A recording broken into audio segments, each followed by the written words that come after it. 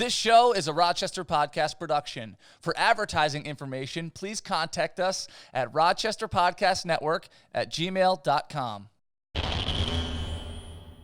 Welcome back to the Chris Konya Show. Thank you so much for checking us out again. Thank you for subscribing, telling your friends, sharing this video. Thank you to the over 2,000 people who watched the last episode. I hope we keep growing. And speaking of growing, I have two very, very special guests today. This topic we've covered before on the show with one of the people on today. And I haven't had an episode talked about more. People approach me about any other episode more than the CBD episode we did last time. So I'm excited to have back with me today is Steve Vandewalle. Good to see you. Thanks for having me back. I think I said Vanderwall last That's all right. time. Okay, so Steve mistake. Steve Vandewalle, and joining the show for the first time is Emily Kyle. Hi, thank you so much for having me. How's it going, guys? Great, I'm Doing excited. Well. Yeah, thanks for having us. Great, yeah. So a lot of people, Steve, watched our episode last time, and I learned a lot. I'm not saying I retained it all because it was all brand new, and they wanted you back on. So I figured let's add fuel to the fire and bring Emily along with us. Thank Can you you. just give a little bit of an introduction? We'll start with Emily since you're new to who you are, what you do, why you're here. Born and raised in Rochester, New York. Originally started my career as a registered dietitian nutritionist. In the last kind of year or so, really transitioned into the cannabis space. A lot of people might know me. I've been on 13 WHAM News on Good Day Rochester for the last 4 years. But now really kind of going all things cannabis, which is exciting this year. And Steve, for people who didn't catch the last episode. Yeah, my name is Steve Vandewalle. I am an entrepreneur and activist in this space. I work closely with Rock Normal and the rest of the Start Smart Coalition. We've really spearheaded the legalization movement in New York. And I'm also a consultant in the hemp and cannabis space, helping small farmers learn how to grow hemp in preparation to transition into adult use marijuana. So both of you are active on social media, as active as you can be. Yeah. Where are we with, and forgive my ignorance, Emily. Steve knows I know nothing about this. This is why you guys are here. And for the people who are most important, which are the viewers and listeners, where are we? Where are we with CBD? What fight are we fighting? What if somebody who doesn't know, how close we are to where we need to go? Can you just break down the status of CBD here in New York? So just to kind of rewind a little bit. So we were full-fledged advocating last year for a comprehensive legalization bill that included improvements to the medical marijuana program, legalizing for adult, aka recreational use, and creating a framework for the ever popular hemp and CBD industry. And obviously that bill, which was called the MRTA, the Marijuana Regulation and Taxation Act, wasn't passed. That was pretty devastating for us activists. I think I fell into like a 30-day depression because I never thought in a million years it was going to fail, but it did. I have a little something for you if you need it. Yeah, I think we all probably do in this room. But the good news is that Donna Lopardo, who is an assemblywoman out of Binghamton, has really been spearheading the hemp and CBD movement to create a regulatory framework for the hemp CBD market. And late last year, early this year, we pushed through the hemp extract bill, which has created that regulatory framework. So we can now have an actually above ground legitimate CBD market, because for the longest time it was the Wild West. You had people growing who may or may not have licenses. You had them using, extraction and processing operations in their garage. For a market where now 14% of Americans are now using CBD, there really wasn't a process or any sort of regulatory framework to ensure that customers were actually getting quality products, or even what was actually in the bottle. And I've heard stories of how there's this gas station chain around here that was selling CBD lollipops, which according to Ag and Markets, there's no CBD allowed in food or beverage. And when the police were talking to them, they said, actually, it's just a marketing gimmick. We don't even have CBD in them. We just do it as an upsell. So there's a whole conundrum of illegitimacies that have really entwined themselves in this industry. So the good news is not only do we have this hemp extract bill that was passed that now create a more regulatory framework, tomorrow we're expecting the governor to release his budget, and in there will be a comprehensive bill for adult use legalization. And at the end of this episode, since we're recording it when we are, the day before you get that information, maybe Steve, you could cut some kind of update, and I'll throw it at the end of the video after tomorrow. So when people watch this, it'll be more current, or both of you. I'll have both of you at home or something kind of video. So wait till the end of the video. You'll get an update on what happened with that information. Yeah, just be patient because the bill is comprehensive. It's 195 pages of very intricate legalese, and I am not an attorney, so it's going to take us a little bit of time to get through it. But part of our statewide coalition is a whole bunch of really knowledgeable attorneys who will be diving into each different pillar of legislation. So we will have an update once we're finished going through it.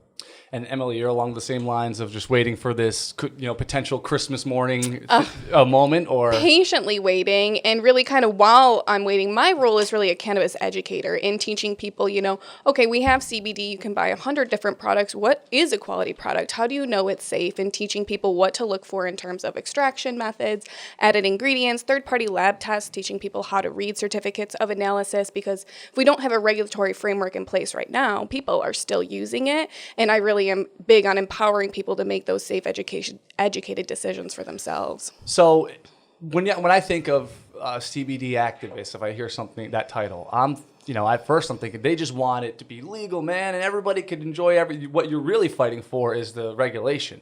You're fighting for a safety. And we're fighting for safety, and I'm fighting for education. I feel like there is a drastic lack of education when it comes to cannabis and responsibly using cannabis as medicine and as lifestyle medicine in terms of recreation as well. A lot of naysayers or people who are intimidated by cannabis are just uneducated, and I really think that education can help solve a lot of these issues that we're currently facing. In the areas that this is legal, right? There are other states. What states have legalized this successfully? Well, there's 11 recreational states, right? Illinois was the most recent, who actually First put of the year. And they put it through their legislature, which is exactly the way we wanted to do it, and they had a lot of success. They have a great activist community in Illinois. So 11 states total with an adult use program, and 35 states with medical marijuana program, and even some of the more red states have medical marijuana programs. So this is, from a medical perspective, this is almost. It's undeniable at this point. Sure. All the states will slowly kind of transition.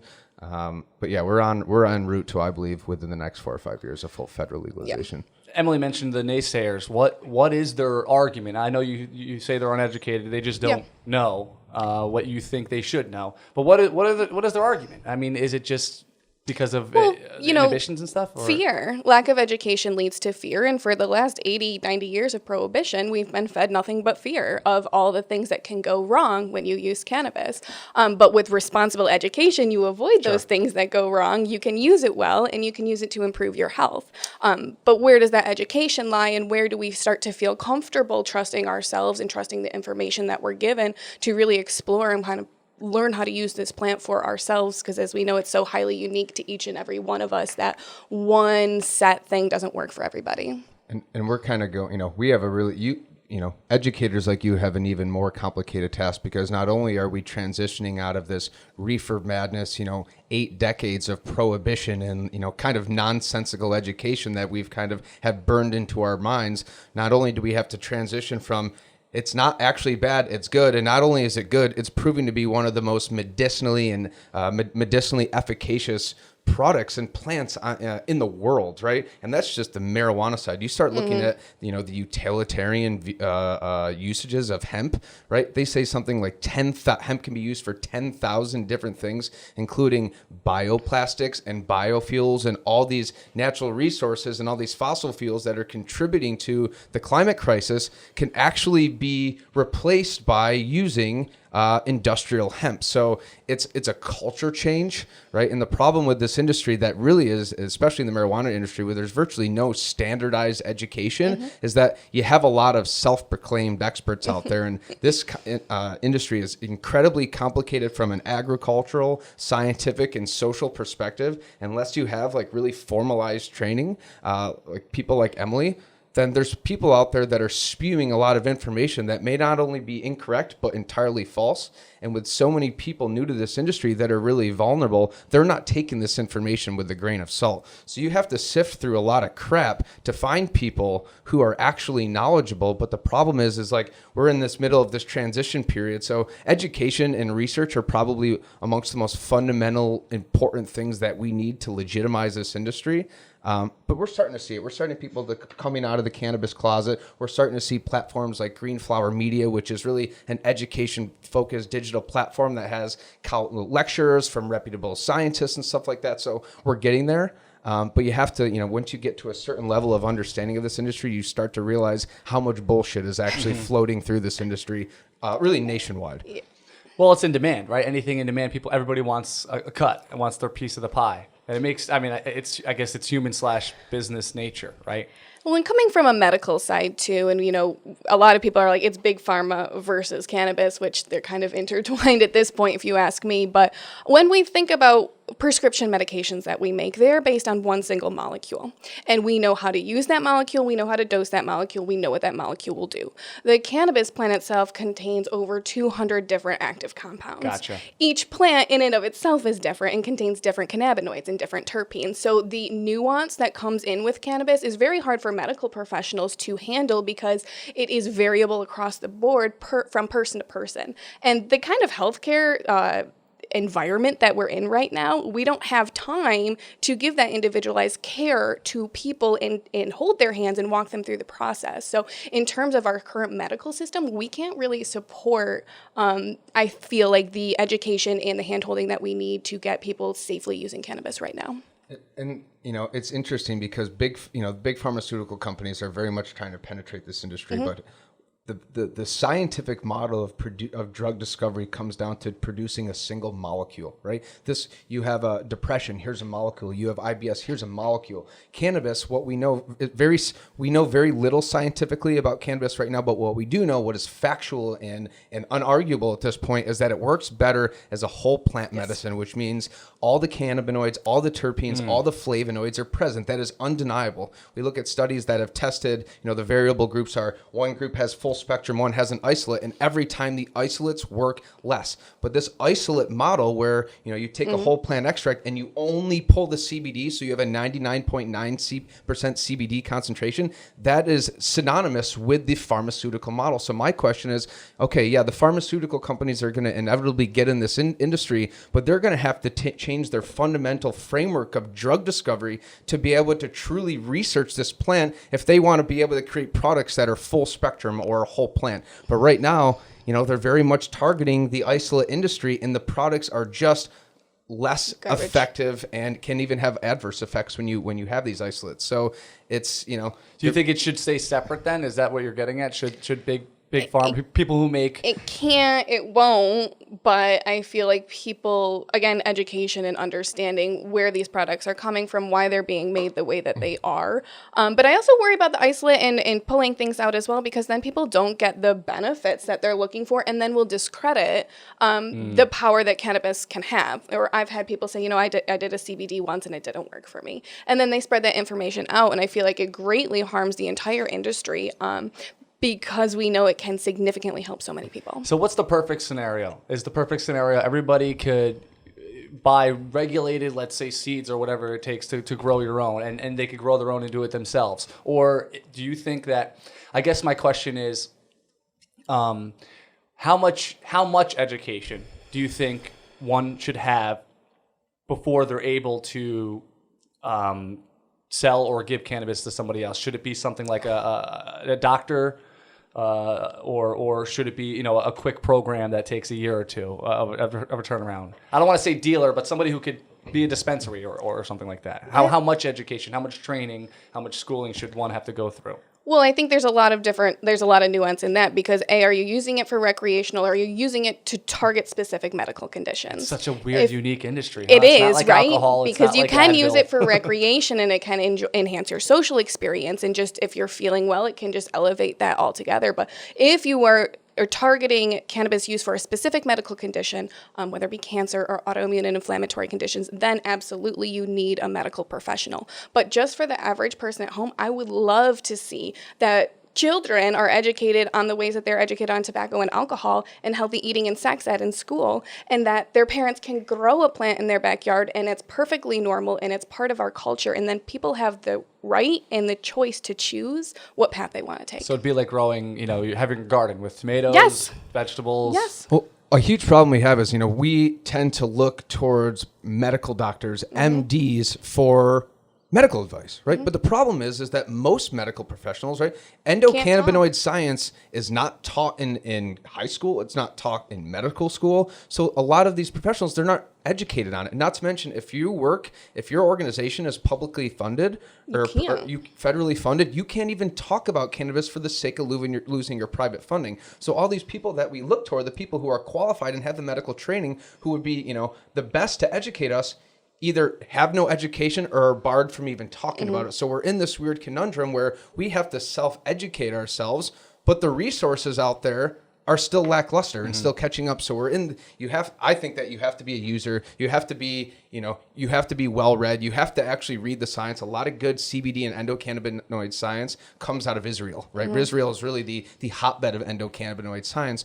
But the problem is like you start talking to people, it's not American-made research. It's not, how credible is it? So it's like, okay, the one thing that we need and the one thing that we're pushing is we need more research. Okay, remove it from a Schedule I drug, right? The definition of a Schedule I drug is a high potential abuse and no medical benefit. Well, it's been proven not to have addictive properties, and 35 states have medical marijuana programs, even some of the most red states. So that arguably could remove it from the Schedule I. And once you remove it from the Schedule I, research becomes a lot easier because you no longer have to have that strict DEA license. So we're putting it in between a rock and a hard place where it's the police, the medical professionals, all these American medical associations want more research, but nobody's taking the steps to deschedule it so we can actually open up those floodgates.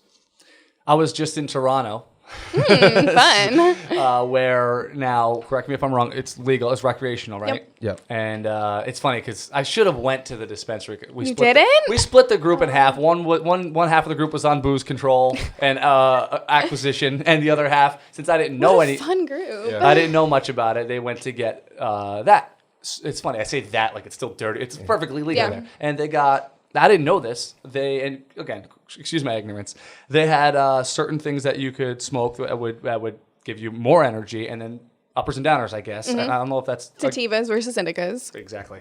Those are the two words they use. And then they had what I that I had some of was the chocolate bar with edibles, right? Yeah. And each little square was 10 milligrams. It was fun. It was great. Yeah. And we didn't, and there were people there who partake illegally, obviously, that they were in like their own little Disneyland. And I just had a couple here and there, and the place was always busy, is my point. The dispensary was always busy, and it's not what you would think a couple of years ago about these potheads in long, Jinko jeans and hoodies and scruff. Rugs, They were just people in suits, people in, like they were picking up takeout food or something to go home with. And I just thought that this would be great to be the new world where it's just another option of something like that. Have you been to other cities and Oh yeah, I've been to Massachusetts, Vegas, states, California. I drove up to Oregon when I was in Idaho for a wedding. I was going to say you drove to Oregon from here. That's a celebration. But you've never seen busy until you go to a newly opened, not even newly opened, just like any sort of cannabis dispensary. I went to this one down at Brookline in Massachusetts, and we waited in line so it was like this old bank building in Brookline. It's called Netta.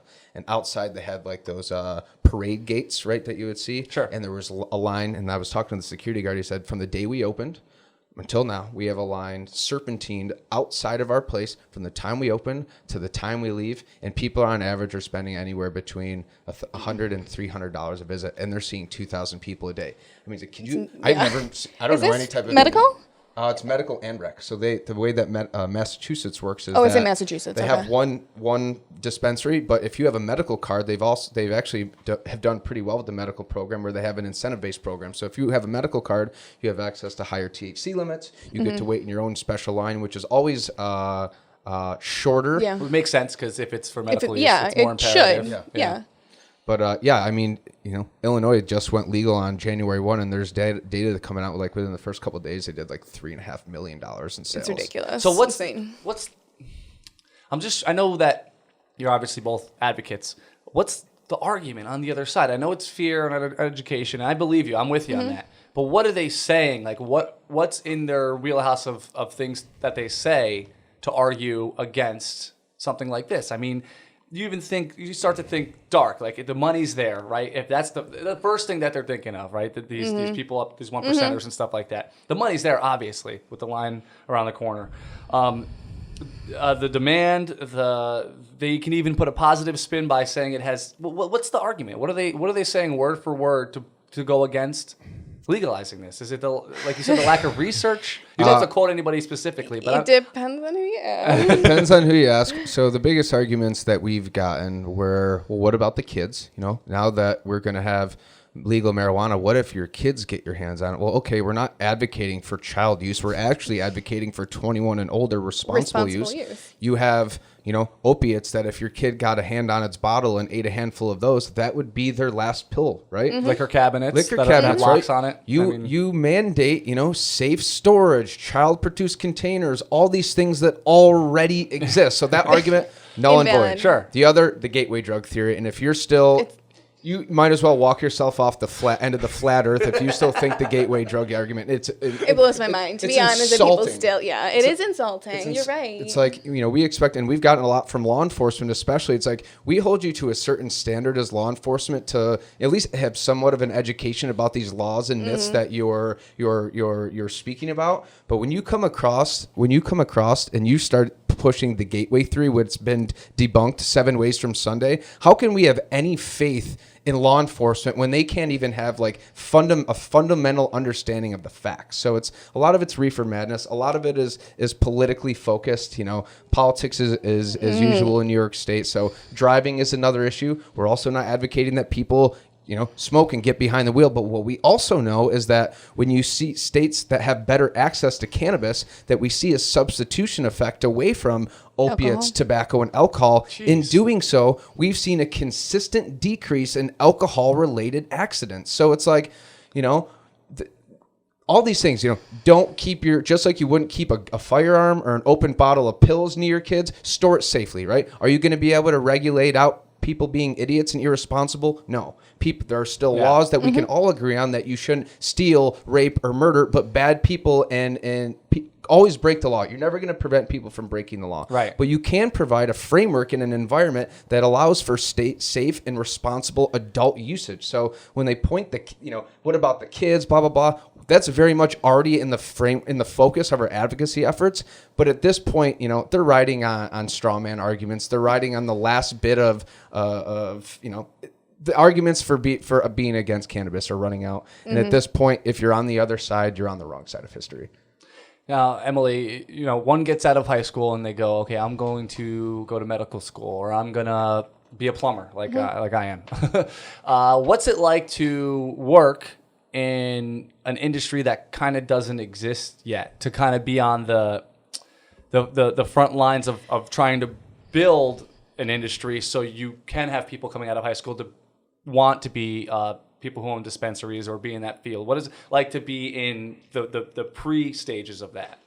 It's exciting and nerve-wracking at the same time. A lot of my work is dispelling misinformation, putting out fires, fighting these same arguments that we get. But I come from a healthcare perspective. I want people to feel better, and I feel like we should all have that right. And going back to that gateway drug thing, it really upsets me when people say that, because we all have an endocannabinoid system that interacts with these cannabinoids. We don't tell people that water is a gateway drug. We don't tell people soda, right? that would make sense, yeah. right, or that healthy food, or we need potassium. We don't say that bananas are a gateway drug. Like the fact that our bodies have this endocannabinoid system, I think that people need to respect this plant a whole lot more than we currently do. And also now be excited, because going back to career opportunities, they are just going to blossom up.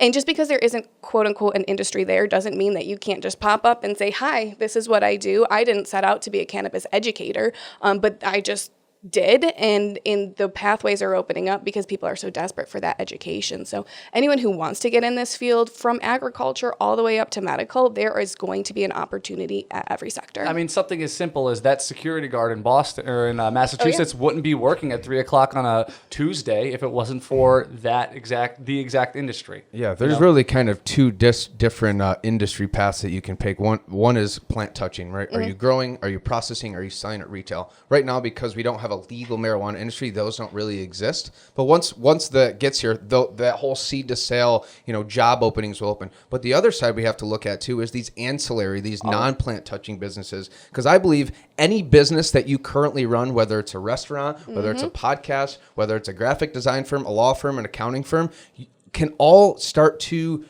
tackle cannabis and make your impact on the cannabis industry. We have a couple accounting firms and legal firms that are now taking cannabis and hemp clients. We have graphic design companies that are focused on cannabis-focused branding. So all these ancillary businesses are really going to thrive. And the reality is, when we start seeing these numbers coming out of Colorado, like another $1 billion a year from over-the-counter retail, that is, you buy weed from my store, right, and give me money and I give you weed. That's not including all the stuff that happened before that, all the farming practices, all the processing, packaging, everything. So the reality of the economic impact of this industry is far greater than we're projecting. And not to mention, this is an all cash industry. So yeah, maybe there was $1 billion coming out of recorded cash. Sure. You know, we'd like to hoop right. that, you know, so like, no, everybody claims every dollar. Right, What are you talking what about? is the actual scope of this industry? And in my opinion, Huge. it's much bigger than what we're seeing. Were you both familiar with the information that we're hoping to have come out tomorrow? Is it a bill or is it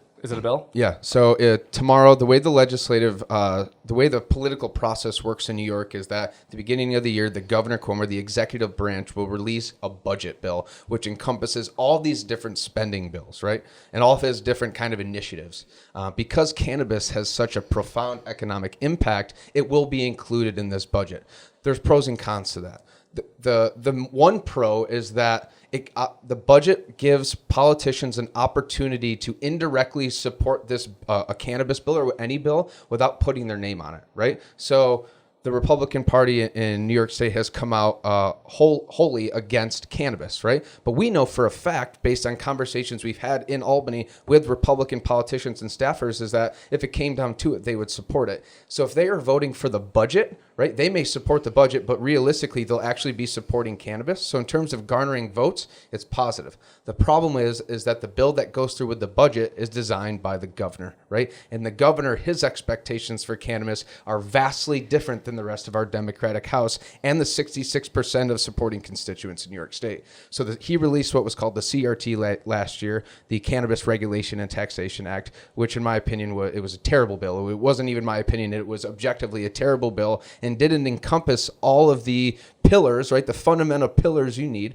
for a good cannabis bill. Home grow, social justice and community reinvestment, improvements to the medical program, a small business focused industry framework that doesn't allow for vertical integration, right? His bill didn't look anything like that. The only thing that it did have that we all agree on is that it established an Office of Cannabis Management, will now create a separate bureau, very similar to the Department of Health or the Department of Agriculture and Markets, to focus specifically on medical, adult use, and hemp. So tomorrow there'll be a bill. I've had rumors that it'll be similar to the CRTA with minor changes. I've heard it would be similar to the MRTA with minor changes, but don't take that serious. Anything could happen in New York politics. Albany is arguably the most corrupt state government in the country. That is a fact. Yeah, that is a fact. Absolutely true. Right? And the reality is because there's a lot of money that comes out of this state. And from what I hear, I'm not into politics as much as you, but Governor Cuomo really focuses on the New York City. Way more than anywhere else. And to think like homegrown and stuff like that, I'm sure he's picturing what it would look like in New York City as opposed to the entire state. Well, and let's think about this, right? I think there's many goals of implementing a successful cannabis legalization program. And one of the most important ones, it's twofold, right? To create a small business infrastructure that is accessible and equitable and starts to be able to provide opportunities for those folks who've been disproportionately impacted by the drug war, along with other underserved communities, women, veterans, small farmers, right? Historically underserved and undervoiced populations. And secondly, it's to be able to start infusing resources back into these communities most harmed, right? In Rochester is a textbook example. We have been war-torn by the war on drugs, right? And the Black and brown communities have historically taken the brunt of that, right? That is factual, that is undeniable. Sure. So part of this initiative is to be able to create a community reinvestment fund where we take a significant portion of the tax revenue and start to use that money to rebuild these communities that need it the most. And in order for that to happen, to be the most effective, it would only make sense that the more full these coffers are, right, the more impact we can have. And what we've seen in states like Colorado that have a small focused, small farmer, small processor, small retail, and really focus on small supply, community focused supply chains, those are the states and those are the infrastructure that generates the most money, right? And the more money in these coffers means the more impact we can have. But we got to take it even a step further. And that's where we start to look at the New York State craft beer and wine industry, which is thriving. Sure. Right. The Rockefeller Institute of Government, which is a government research institute in New York, came out with a study last year that really drew a parallel between the craft beer industry and what will soon be the craft beer cannabis industry. And forgive me, I don't know exactly what the numbers are, but the craft beer industry has paid something like $500 million in tax revenue and has brought over 45,000 jobs. And in my opinion, we will see cannabis will surpass that. But the most fundamentally important thing to the craft industry is the ability to brew your own beer. Nobody gets into the industry and just says, I don't have any experience brewing beer, but I'm going to start a brewery. Sure. You know, we held a panel event last year that had 5 craft brewery owners. It was K2, Three Heads, Knucklehead, and I'm drawing a blank. There's on so the many last. of them to remember. Yeah. And at the end of it, I asked them 2 questions, and I said, 1, raise your hand if you all brewed your own beer before getting into business. Everybody raised their hand. My second question was, where would your businesses be today if you weren't allowed to brew your own beer? And they all said the same thing. There'd be no business. We wouldn't have one. Home grow is the same as brewing your own beer, right? And if you disallow home grow, you prevent, that is an economic driver into building this small business infrastructure. So it makes no economic sense for them to disallow people to home grow their own cannabis. People aren't coming around, preventing people from grow their own tomatoes or peppers. Anything from anything. Chefs probably start with having an interest at cooking at home, and stuff like that. So it's this whole issue is multifaceted and complicated, but when you lay it out and you say you look at home grow as rather than a tool to drive profits away from the pharmaceutical companies for the fear that why would people pay 3 times the market price when they could grow their own? It's very hard to grow cannabis. It is very, very difficult to grow medical grade cannabis. So it's not a fear. Home grow drives small business drives tax revenue. This tax revenue goes into community investment. And when you put all these pieces together in a bill and you put social justice and economic empowerment at the forefront, you have unarguably the comprehensive and best cannabis piece of legislation in the country. But will Governor Cuomo use that advice? We'll see. We'll know tomorrow. We'll see. I have 2 more questions. One is, I'll ask you, Emily, since you're in the healthcare space. So my mom had rheumatoid arthritis, and she took painkillers, prednisone for inflammation medicine. She smoked weed, obviously illegally. If she was still with us, let's say, and everything goes the way that we would hope it would go with what you're fighting for, what does her life look like in a world where all of this is completely legal, coming from somebody who would benefit from it medically? I'm so sorry about your mom. That's okay. But that's exactly what I specialize in helping my clients with, is I work with clients who have autoimmune and inflammatory conditions. And it's really just about the choice to choose the medication that you want, right? So if you have rheumatoid arthritis and say you're on methotrexate and your doctor says this is your option. In the world that I'd like to see moving forward, your doctor says you can try this or you can try this. And here is how you do both safely. And I always tell all of my clients, cannabis is a self-experiment. But to have a medical professional hold your hand through that process so you can see if cannabis is right for you.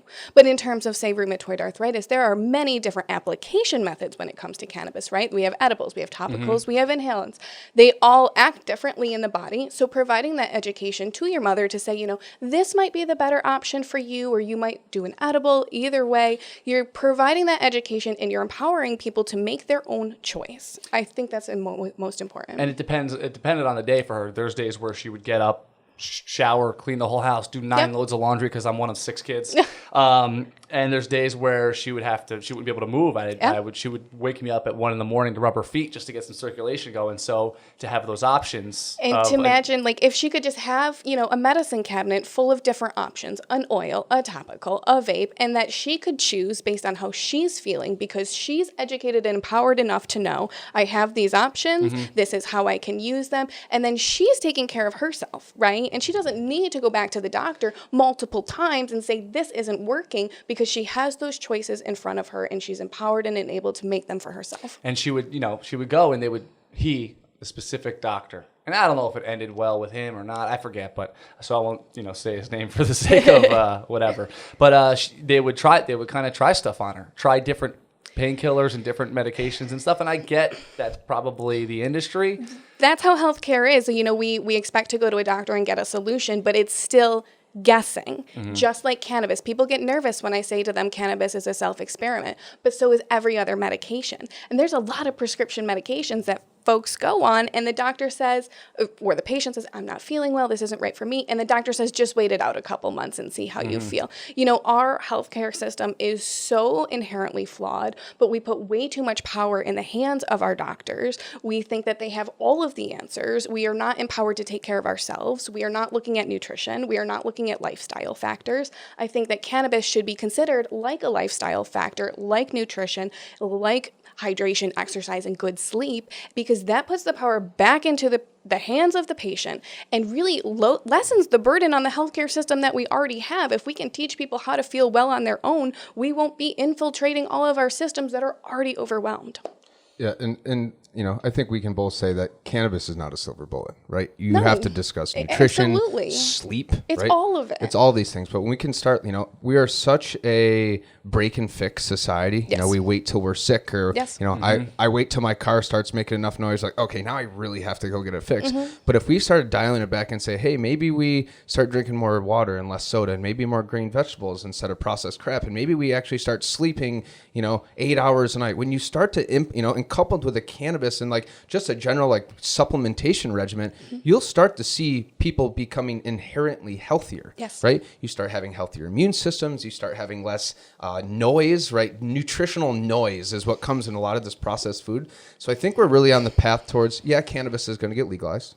I think it'll be this year. But I think we're starting to realize like health does not lie in your physician's hands. People have to be empowered. People have to understand and be educated. It's not that easy to like realize, you can tell people eat more of this, eat more of that. Sometimes you have to spell it out for people. It's complicated. Macronutrients, micronutrients, stuff like that. Like how to tell between, is this organically grown or is this not? So it's like really taking, what we like to say in the industry is a full spectrum approach to health and wellness. Because cannabis there's no such thing as a silver bullet. Of course. Right. No such thing. Right. Besides the update on the Cuomo thing, which we'll patch at the end of this episode, be honest here, both of you. Do you think on the recreational side of these, I'm obsessed with the lines wrapping around the corner of the place you went to in Massachusetts.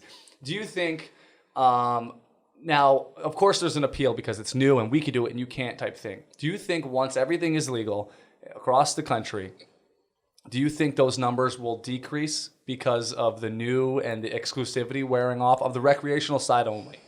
Do you think the lines around the corner and everybody doing it as much as they're doing it, do you think, just because you go into the business of cannabis and open a dispensary, let's say, it doesn't mean you're going to instantly be super successful? Do you think that, and how much do you think it would decrease if you do think? I do think it will change personally. I think once people start to understand the price fixing that goes on in these dispensaries, once people start to realize, hey, I can either make this at home for a lot cheaper, I can get this from someone I know for a lot cheaper, we know that the dispensaries and the medical marijuana dispensaries prices are outrageous. And eventually, once this becomes more normalized, people are going to start to understand that and find alternative options because most people don't want to pay that price. Yeah, and like any new industry, especially something as controversial and awesome as like a drug industry, like there is a novelty factor where, you know, in the first years, you don't see any industry. You don't open any restaurant or business, anything where you're making that much money in just a couple days. But we've already seen, I was looking at the financials of the Illinois market the other day, and you're already starting to see a decrease. It's still substantial, but it's very much a gold rush right now. Right. And I think that while so many, who made the money in the gold rush? It wasn't the people that had the gold. It was the people with the picks and axes. So this is very much focused on how can I grow, how can I process, and how can I sell at retail. The money in this industry, the true longitudinal money where the industry will be built on, lies in tech. It lies in picks and axes. It lies in research. And once people, we get through this whole marijuana, this retail industry and this retail excitement, I think the industry is going to continue to grow because let's be honest, the entire industry has been kind of focused on two individual cannabinoids, THC and CBD. But we're already seeing that CBD is proving to be is going to be what, $20 billion industry by 2020. That's one cannabinoid that has its own specific, unique biological and physiological functions, and it's one of over 110 that we know of. That we know of, right? There's actually two that just got released, THCP and CBDP. So compared to something like like ice cream, only chocolate and vanilla are out right now. Yes, And- perfect. Okay. Yeah. Yes. Yep. And there are when we say strains or indica and sativa, we think of these as chemovars or chemical variants. And they're kind of like these combinations of all these different molecules that in this specific combination, one might work for depression. One might work for pain. So what we need to do is we need to now focus, we need to break down like the Human Genome Project is to understand what does CBD exactly do? What does THC do? What do the terpenes do? And then we start to homogenize and say, we believe that the combination of these molecules will be good for this ailment. So there's a lot of information to be learned. There's this is the tippy top of the snowflake on top of the iceberg. But long story short, I think the retail lines and that craze will start to diminish, but that'll open the floodgates for much more the foundational growth. So we have the iPhone body, but there's a lot of software updates to come. The apps. Okay, cool. Yeah. Can I ask a technical question that I've been trying to figure out, and I think you're probably the only person qualified to answer. That's so no nice. pressure. So we talk about like what happens to THC specifically when it starts in the flower compared to when you smoke it. So when it's in the flower, right? If you eat a piece of marijuana flower, you're not going to get high because it's in its THCA. Yep. And when you decarboxylate it, aka heat it, aka light it on fire, it decarboxylates and turns into delta 9 THC, which is a psychoactive component, right? But when you eat cannabis, right? This is a great question. It further comes to a different form of THC, which is what, 11 THCOO. It's like 11 hydroxy THC, right? Yes. So here's my question. Does that same type of pathway happen with CBD? Because it starts as CBDA, it goes to CBD. What happens? Is there 1108 CBD? Is there because the delta or the 1108 THC is much different and much more potent and a much different high than smoking weed. Yes. I'm so happy you asked that. I was going to ask that question. So I get really passionate about this, and I've done a lot of research on it because I write for CRX magazine, which is a cannabis for medical professional magazine. So I've really dove into the research on this. They're not sure about CBD, and some of the research might point to the fact that CBD might actually turn into more of a THC form and actually provide some of those psychoactive effects. But you're right. This is where my dietitian / cannabis practitioner comes together. Eating cannabis is completely different than smoking it, than applying it, So 1 in 5 people will not have this reaction. It's all based on how our liver metabolizes these compounds. It's called the hepatic first pass metabolism. 1 in 5 people don't experience any effects from edibles, but those other 4 out of 5, when it gets metabolized, turns into that THCOO and produces, in some cases, some very hallucinogenic effects, which can induce panic attacks, paranoia. That's why we're seeing all these issues with edibles when they say people are going to the emergency room eating a brownie, because a lack of education, people don't know this. If we could tell people this, and they would be safe and know it. But science is not there yet on what exactly happens to CBD, but there is some very interesting preliminary evidence showing that it might actually have more of an effect than we think.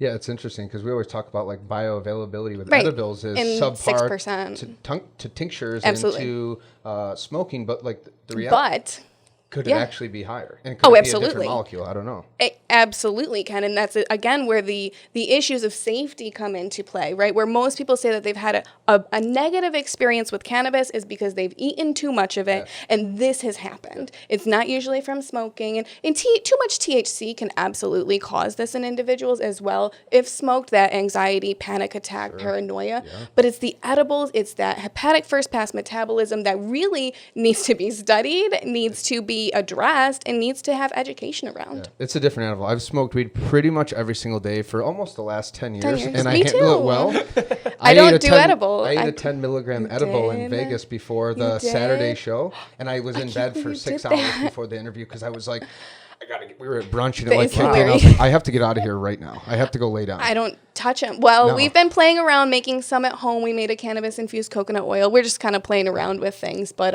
I'm scared. I've been using cannabis for 10 years. Yeah. I don't mess with edibles like that. And I wish people would know that because they go to the dispensary and they're like, well, I don't know what to get. I'll just get a brownie because it's easy. And that's probably the biggest impact you're going to see is taking something like that. But if we don't have the education, if people don't even know this going into it, and then again, I feel like people have negative experiences, say, I'll never do this again, and discredits the great things that cannabis can do. Now, if these dispensaries can sell, if this can have, if eating a 10 milligram, would you say a brownie or a chocolate or something, has that effect on you, how is it regulated with the dispensaries? How can they sell a chocolate bar that has 50? Obviously, one piece is 10 each. Let's say that's what we bought like a Hershey bar size, and it was broken up into squares, just like a regular traditional Hershey bar, and each of those squares was 10 milligrams.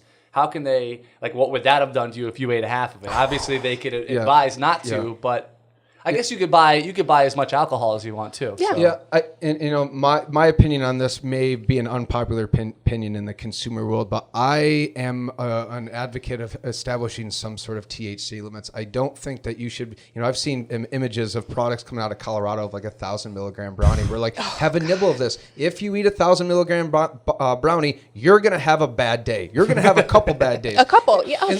And in my opinion, and I'd like to see where your opinion is I don't think that the amount of THC, the high THC potency, is not more important than having a full spectrum product. I want 100% THC or 99.9% THC. The efficacy from what the research is showing out is that the more organically grown, quality produced, full spectrum products have more of a medicinal effect. These high potency, high octane products, some of it's for sport, there's always going to be people that want to get as screwed up as possible. Fine, to each his own. But in terms of I don't think we should have 1,000 milligram brownies or things that at least you're going to, maybe you have 1,000 milligrams total, but they have to be individual pieces wrapped individually, because if you have someone who's unexperienced bite into something like that, you're going to ruin their time and they're never going to have anything good to say about cannabis from here on out.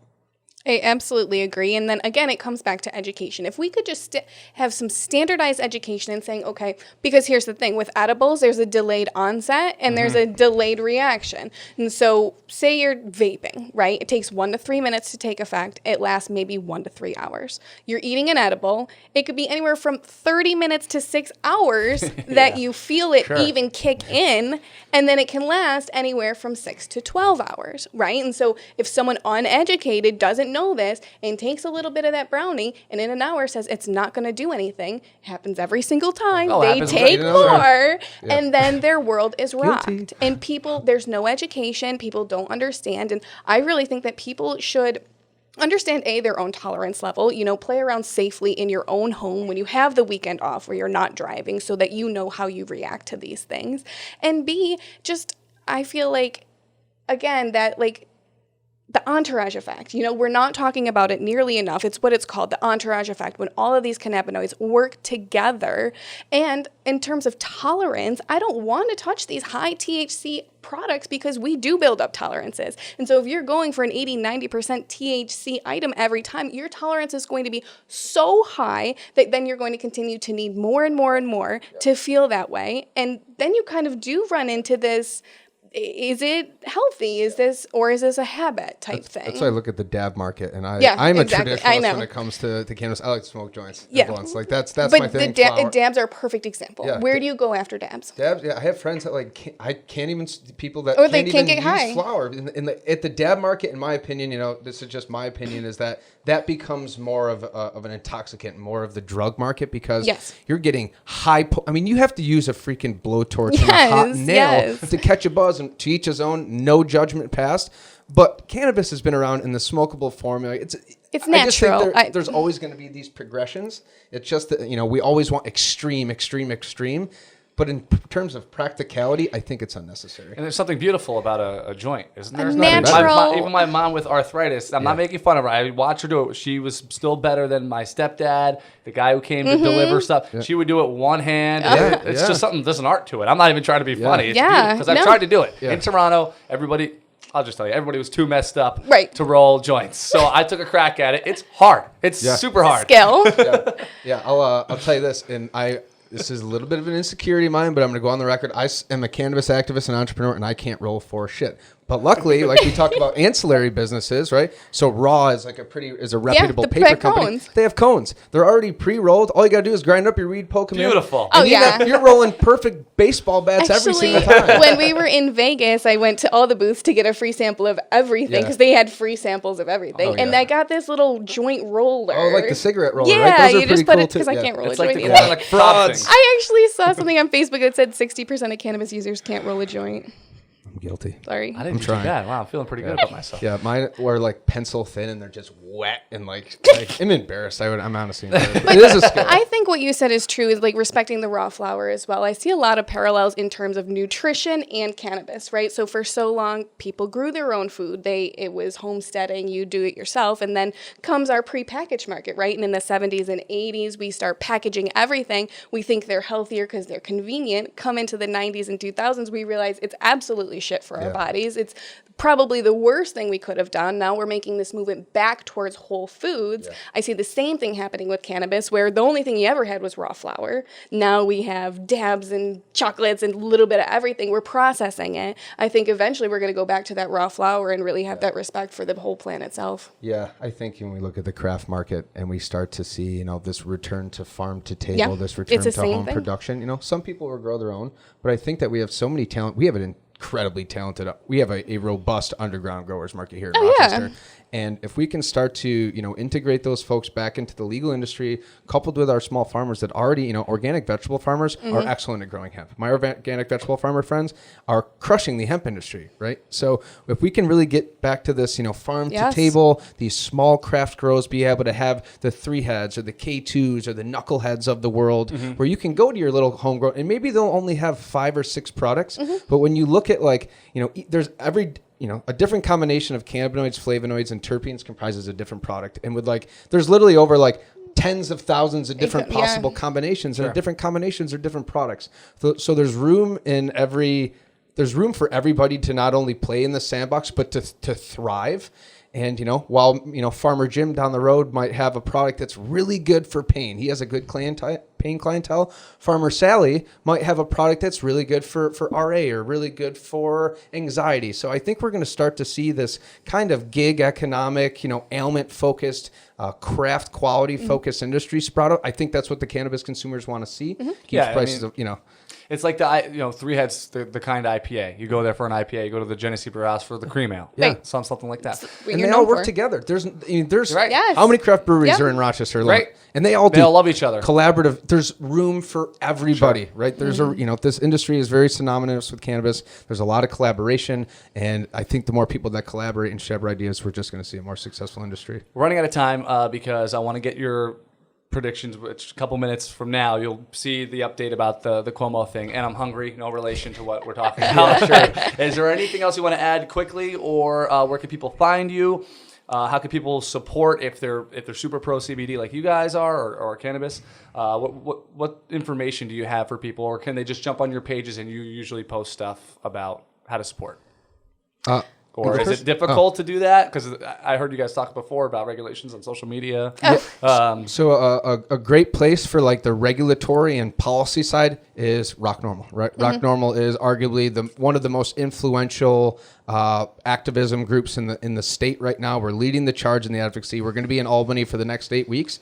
Their social media and Instagram, Facebook, website, great for policy It's updates. spelled just ROC Normal. NORML, right? ML. Okay, so Yes. no way. ROCNORML. Yep. Got it. And then my website is stevevandewalle.com. That's where I do my consulting. That's where you can kind of learn about me and the types of things that I believe in, some of my projects. So policy, Rock Normal, business and industry, stevevandewalle.com. And Emily?